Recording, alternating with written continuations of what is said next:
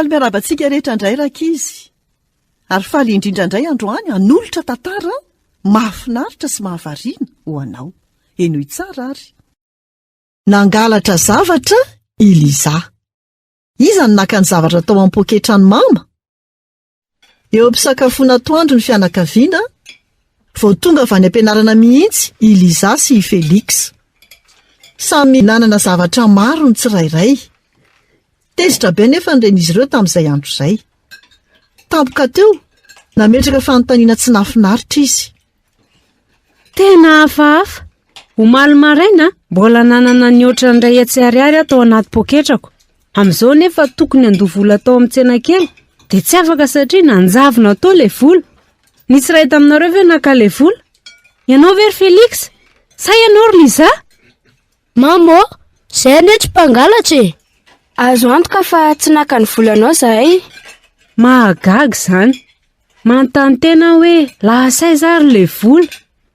Rehefa avy nandamina izay teo ambony latabatra, dia lasa i Felix sy Liza nanao ny enti-mody. Ratsy anefa ny tao amin'ny feo ny fieritreretan'i Liza. Tsy nahazo aina mihitsy i Liza, satria izy no naka ilay vola tao amin'ny poketrany reniny. Raha tsy nangalariko izao ilay vola, fa maninona nefa mama tsy nanome mba hividianako kavina vaovao? Tsy tena nangalatra kosa nindramiko fotsiny iny.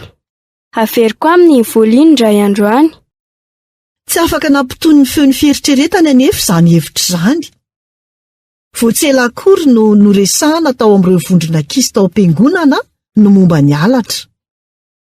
Milaza ny Baiboly fa fahotana ny halatra, ary ny fahotantsika dia tahaka ny rindrina, mampisaraka izany.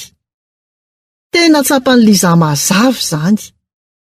Hatramin'ny nangalany ilay vola, dia nisy rindrina teo anelanelan'izy sy ny reniny, ary nipetraka eo anelanelan'izy sy i Jesosy ihany koa izany. Tsy manana fialan-tsiny Liza.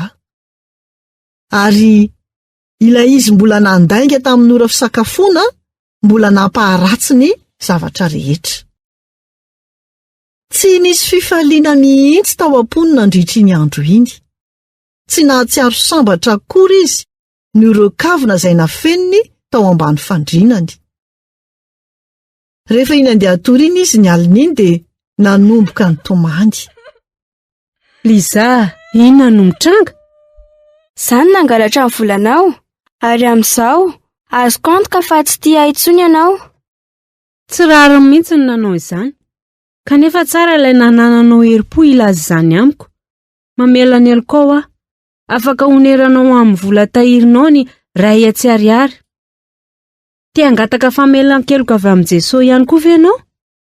Eny Jesosy Tompo, miala tsiny fa nangala-bola. Miangavy anao mamela misaotra amin'ny fitiavanao. Nisy vesatra lehibe niala teo an-tsorok'i Liza. Nahatsiaro sambatra indray izy. Ary ny tsara indrindra amin'izany rehetra izany, mbola tia azy hatrany Jesosy sy ny reniny. Izay indray no anjara hafatra ho antsika tamin'ity anio ity. Tahiny tompo daholo, nanolotra ny tantara zokomy.